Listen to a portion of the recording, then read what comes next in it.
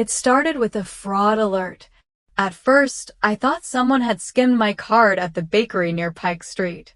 But when I opened the app and saw Nathan Tran listed on the transaction history for a co-working space in Portland, I realized this wasn't fraud. It was family. The rain drummed steadily against my window, soft but relentless.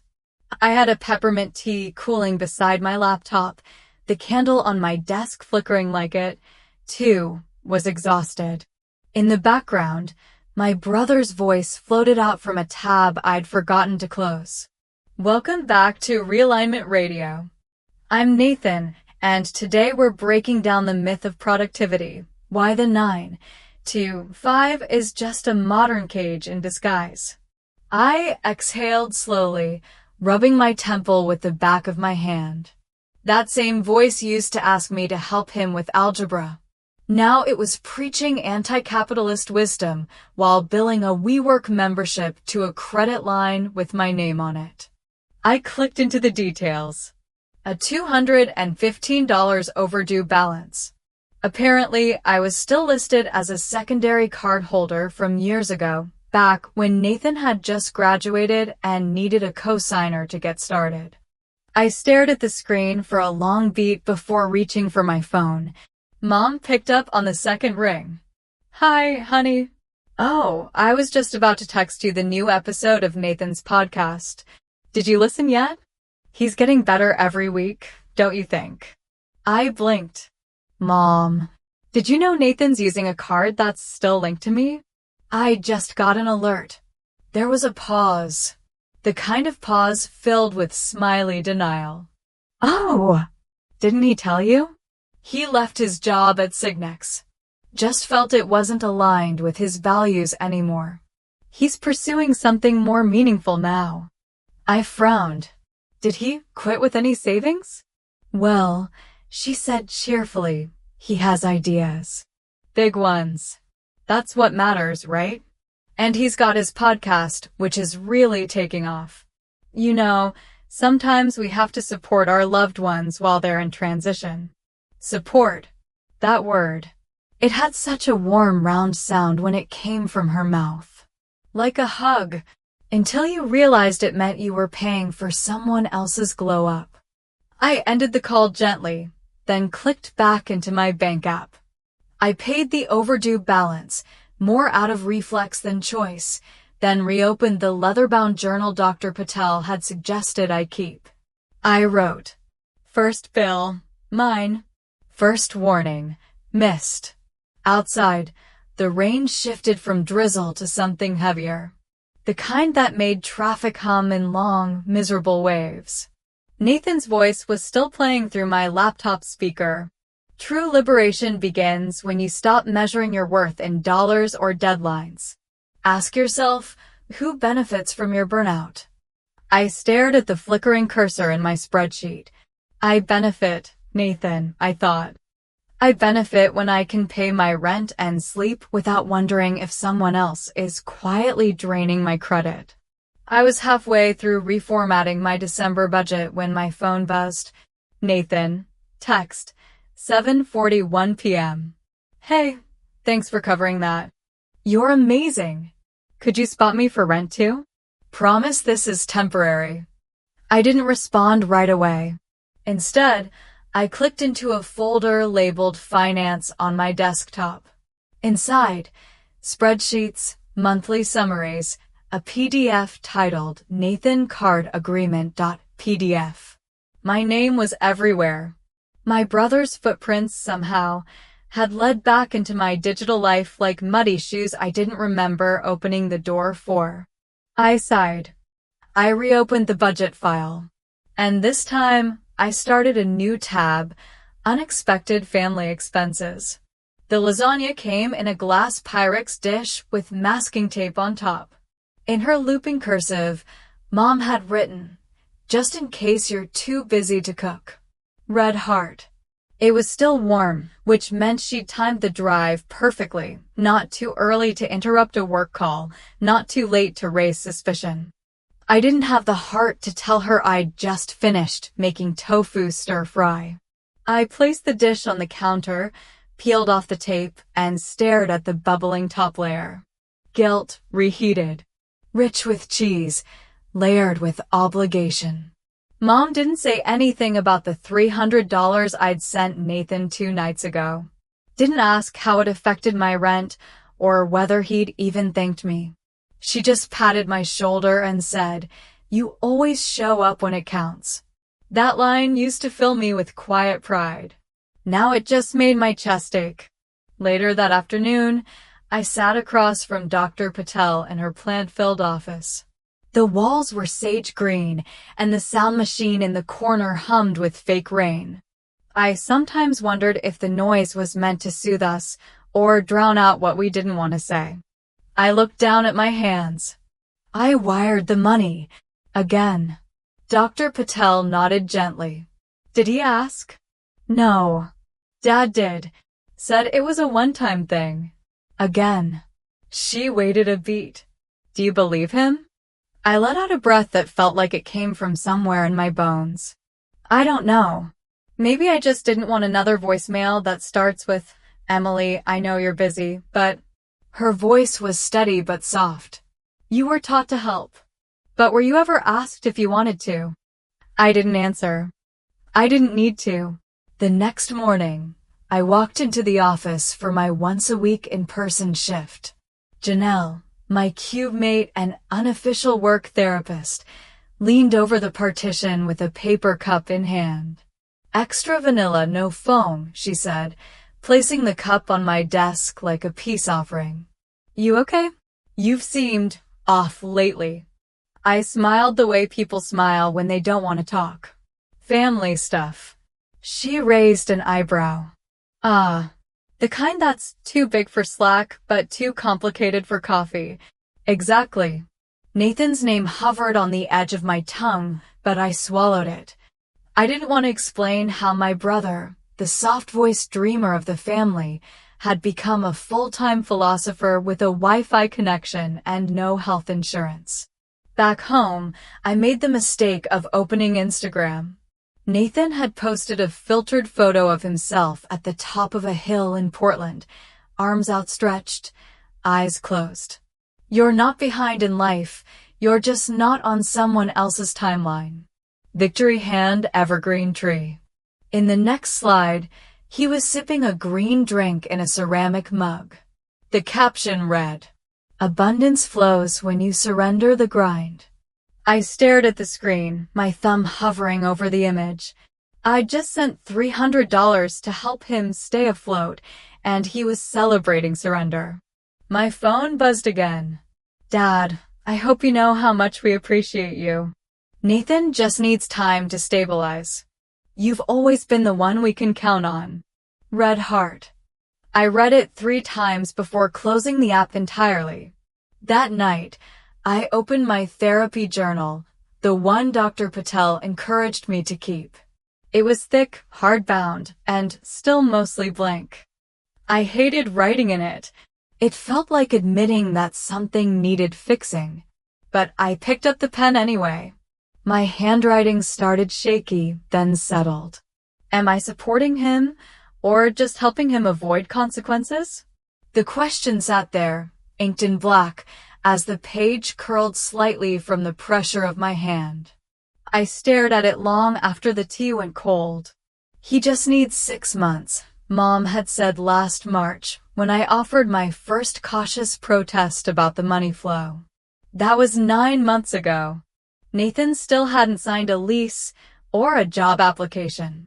What he had done was design a new logo for his podcast and release a miniseries on healing through sound bowls. Thanksgiving arrived cold and wet in Olympia, the rain tapping rhythmically on Aunt Linda's windows like it had somewhere else to be. Inside, her split-level home buzzed with the smell of turkey and tension. Folding chairs lined the dining room like a reluctant army, pressed against a table draped in a cranberry-stained cloth. I stepped inside balancing a pumpkin pie and my best attempt at a smile. The house smelled like sage and cinnamon, and my parents were already in hostess mode, Mom arranging plates, Dad refilling water glasses like the stakes were Michelin level. Nathan sat at the far end of the couch, one leg tucked under him, holding court with two of our younger cousins. His man bun was tighter than usual, and his flannel shirt was just the right amount of rumpled. Behind him, a tripod and ring light peeked out from a duffel bag. I didn't ask. Dinner was loud and messy, just like always. We passed stuffing and stories, the kind that sound warmer in memory than they ever felt at the time. When Nathan stood up to offer a toast, my stomach clenched. He smiled like he was performing for a crowd bigger than ours. "This year has been all about alignment," he said. "I've been building something meaningful, and next year, I'm launching a 6-month growth plan to take the podcast to the next level. Visual content, meditation series, maybe a retreat." Applause. Actual applause. I looked around. Aunt Linda smiled politely. My mom beamed like he'd just announced a scholarship. My dad raised his glass. I didn't clap. Later, while the younger cousins squabbled over pie and Nathan rearranged his lighting kit on the kids' table, I found myself cornered in the kitchen by my parents. "Sweetheart," Mom began, stirring cranberry sauce that no one asked for seconds of, "we were thinking. Nathan's really on the verge of something." Dad chimed in, "He just needs a little help. Just for 6 months. Maybe you could cover a studio rental so he can focus." I blinked. "Studio? Not a real one," Mom clarified. "Just a little space to record. He's using Airbnbs now, but that gets expensive." The irony nearly made me laugh. I looked down at my hands gripping the counter's edge. "How much are we talking?" "Nothing huge," Dad said quickly. "You're doing well. It's not that much for you." I nodded slowly, like I was absorbing a weather report, not a moral transaction. "Right." I left early. Outside, the rain had shifted to something colder, maybe sleet. I drove back to Seattle in silence, the windshield wipers keeping time with a quiet storm in my chest. When I got home, I tossed my coat over the chair, sat at my desk, and opened my laptop. The email to Dr. Patel wrote itself. Subject: I don't know how to say no. Message: I've spent years being the helper, the one who can always afford to help. But every temporary thing turns permanent. And the moment I hesitate, I'm labeled selfish. I feel like I'm breaking, but quietly, so no one notices. I hit send. The next morning I made tea and, against my better judgment, opened Instagram. Nathan had posted a reel. He sat cross-legged in a borrowed loft, sunlight casting perfect shadows on his face. Freedom comes when you trust the people who believe in you. In the corner of the video, I recognized the bronze lamp from the Airbnb we'd stayed at together years ago. I knew that listing. I recognized the faded blue couch. I also recognized my name on the billing screen of my email confirmation. He'd used my card. Again. No text. No heads up. Just belief. I stared at my account balance. My name was everywhere. My voice? Still missing. He showed up with a suitcase and a smile. A recycled Patagonia duffel bag, patched with a support local art button and a peeling sticker that read, "Abundance is coming." My parents welcomed him at the front door with such relief. You'd think the prodigal son had brought home stock options. Just for a little while, Mom had said. Until he resets his energy. Dad echoed her as if reading from the same memo. Temporary. He just needs space to recharge. I watched from the couch, legs crossed tightly, mug in hand, trying not to scald myself. Nathan plopped down beside me like he still belonged here, like the last 9 months of silence and debt had just been a seasonal inconvenience. "Hey sis," he said, ruffling my hair like we were 10 again. You look uptight. Everything good? I offered a thin smile. Fine. Working. Paying bills. The usual. He nodded, unfazed, and launched into a story about his recent workshop in Bend, Oregon, something about sound baths and neural release he facilitated under a full moon. I didn't ask who paid for the Airbnb. I already knew. That night, back in my apartment, I prepared for the scheduled family Zoom call. I cleared my desk, adjusted the lighting, and repositioned the camera so it didn't capture the tension already pooling in my shoulders. At precisely 7 p.m., the screen filled with familiar squares. Top left, Mom and Dad in the living room, wearing their concerned faces. Top right, Nathan in what looked like the downstairs guest room, a Himalayan salt lamp glowing behind him. Bottom left, Aunt Linda, camera off, mic on. Her quiet support, always hovering like a safety net I wasn't sure I deserved. And me, front and center. After a few pleasantries and awkward silences, Dad got to it. Emily, he began, your brother has been brainstorming how to get his podcast back on track. He's committed to staying local, maybe even teaching mindfulness at the co-op. Nathan chimed in, but I need space to record, obviously. Hard to do with toddlers screaming in the neighbor's yard. Mom leaned in. So we thought, maybe you could help cover a small studio rental nearby, just until he builds momentum. It wouldn't be much. I nodded slowly, let the silence stretch, and then calmly no. The word hung there, heavier than I expected. For a moment, no one moved. Mom's face fell first, her lips parting like she'd been physically struck. Emily. Dad cleared his throat. Sweetheart, he's just lost right now.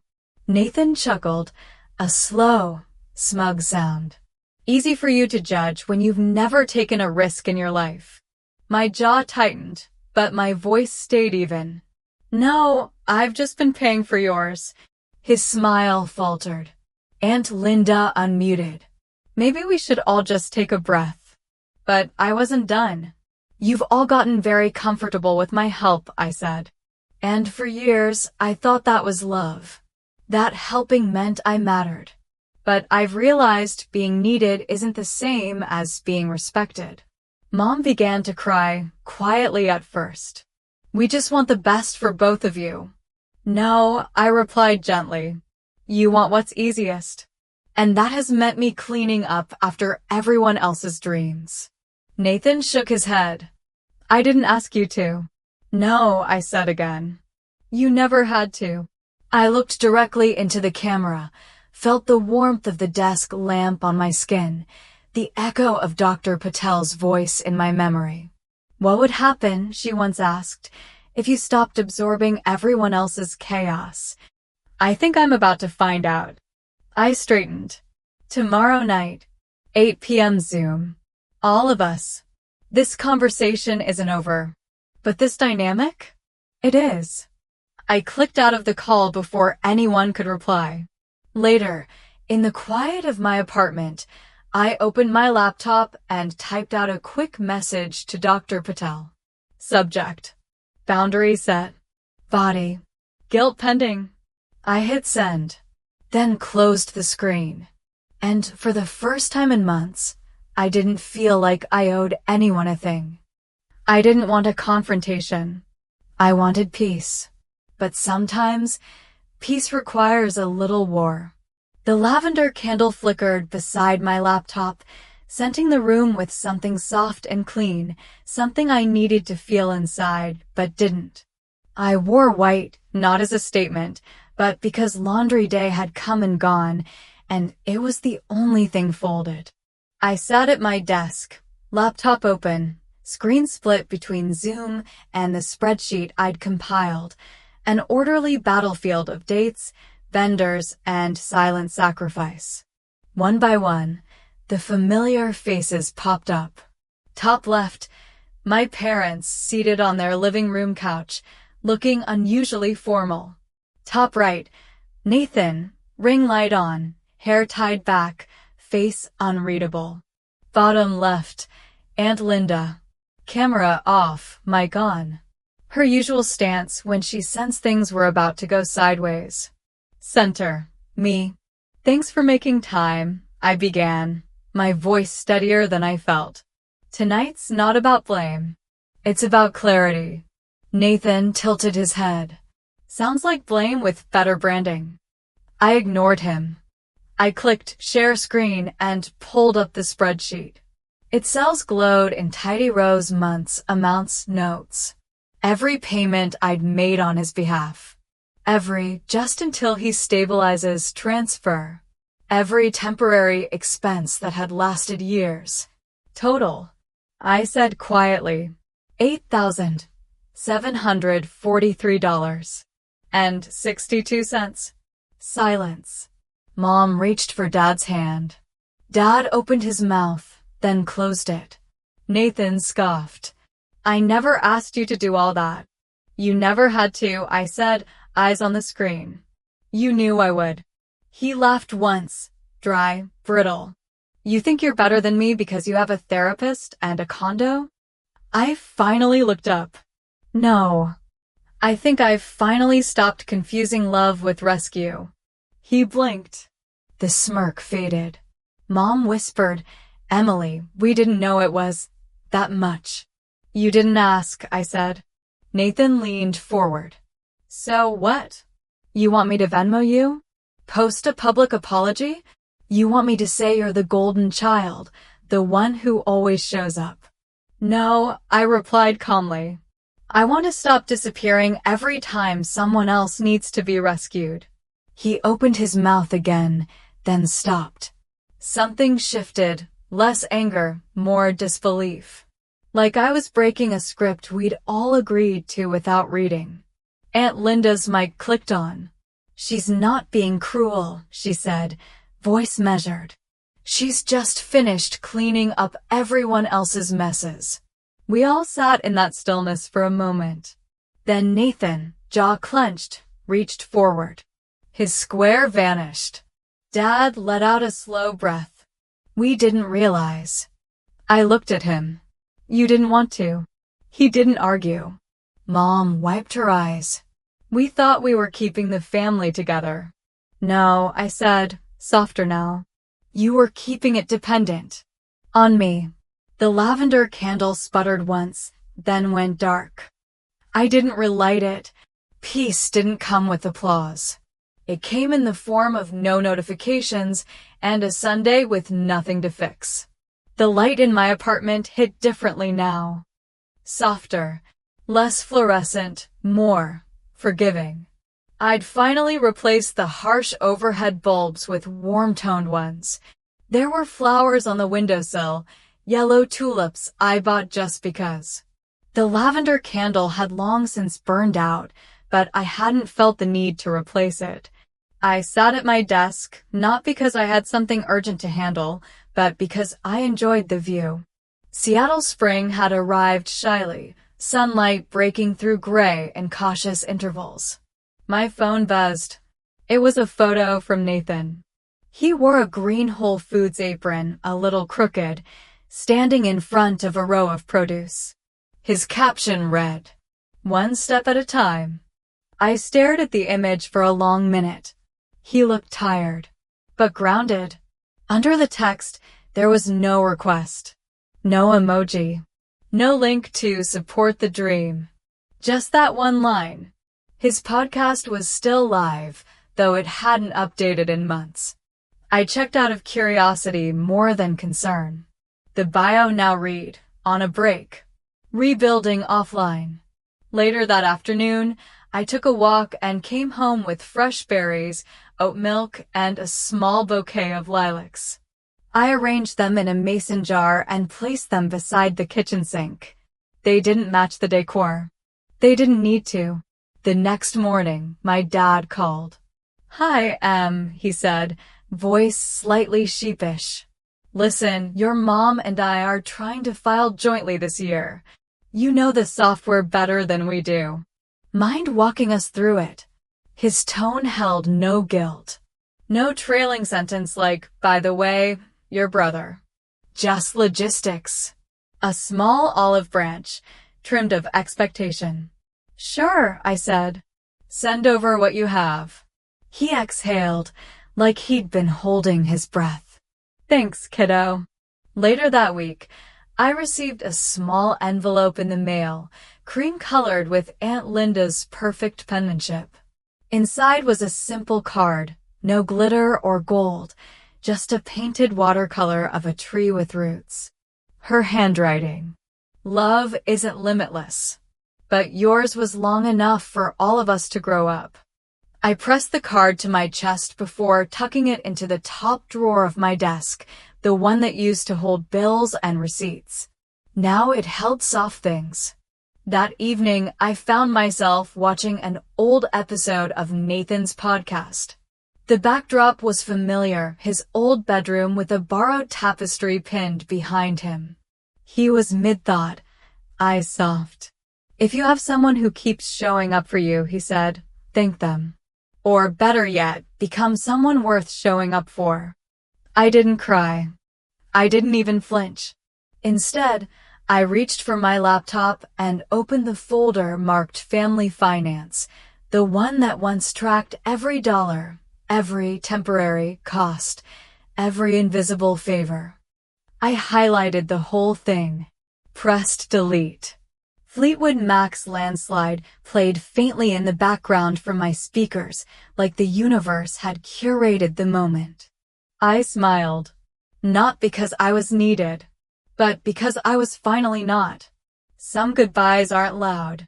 They happen in quiet rooms, with a candle burning out and a woman finally choosing peace over obligation. Through setting boundaries, I didn't abandon my family. I just stopped abandoning myself. And in doing so, I learned that love doesn't mean giving endlessly. It means giving wisely. In life, we all carry someone for a while. But if we never set them down, they may never learn to stand. If this story resonated with you, I'd love to hear your reflections. Sometimes, the courage to say no is how we finally say yes to our own well-being.